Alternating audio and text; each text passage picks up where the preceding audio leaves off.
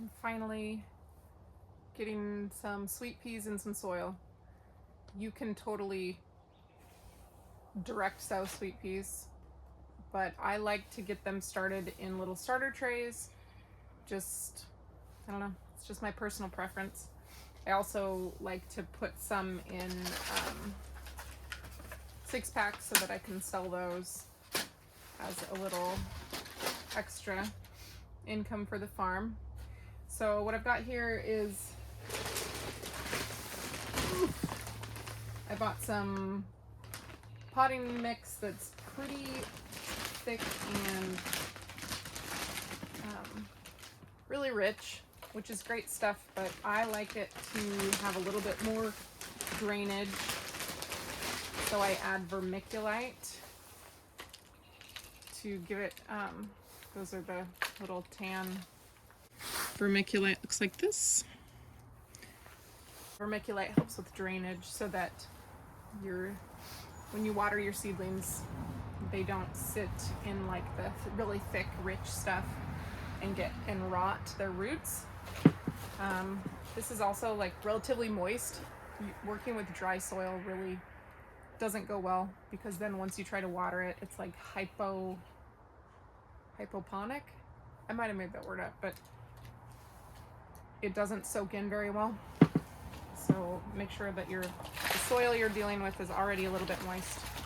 Another trick that I do is I cut the bottoms out of my little starter pots, and that makes transplanting them so much easier because the roots don't get all root bound inside the starter pot. They have room, they self-shear, I think is what it's called, but they're much less prone to transplant shock that way.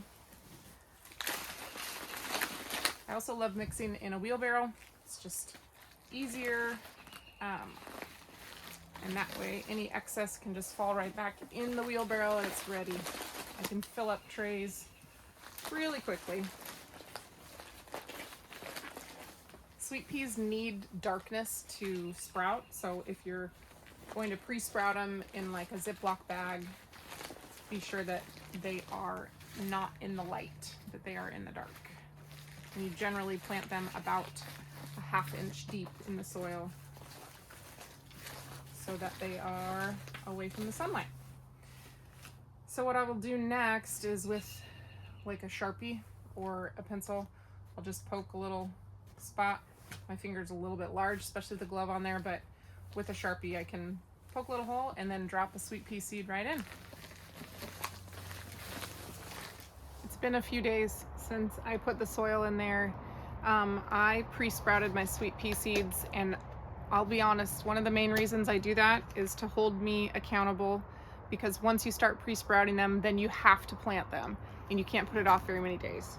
So I'll show you what they look like now. They've been sitting in a Tupperware with wet paper towel for 3 days, and you can see they're starting to split open. Some of them are starting to like let a little sprout out. So these are not too far along, but they will start growing right away once they get into their little home in the soil. So now what I'm gonna do, now my soil's pretty dried out, unfortunately, but that's showbiz. I just grab a marker. I said Sharpie, but I'll let you in on a little secret. Any marker will work.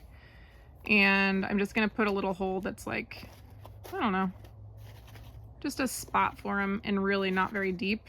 You can plant them about a 1/2 inch deep to 1 inch deep.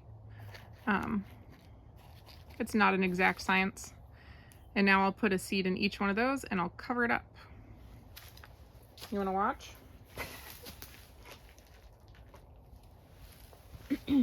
And I only put 1 seed in each one, because they're, oh gosh, I'm not even on camera. They're pretty good at sprouting up pretty quick. And then I'm gonna water them. Within, I don't know, 5 days or so, you should see some green popping through. And on the ones that I don't see green popping through, I will just put another seed in and try it again. But these are all saved seeds, and sweet peas are pretty great at producing seed, and the seeds are viable. You just want to save them after they've dried and the pods are dried out and brown, and the seeds are like dark brown too.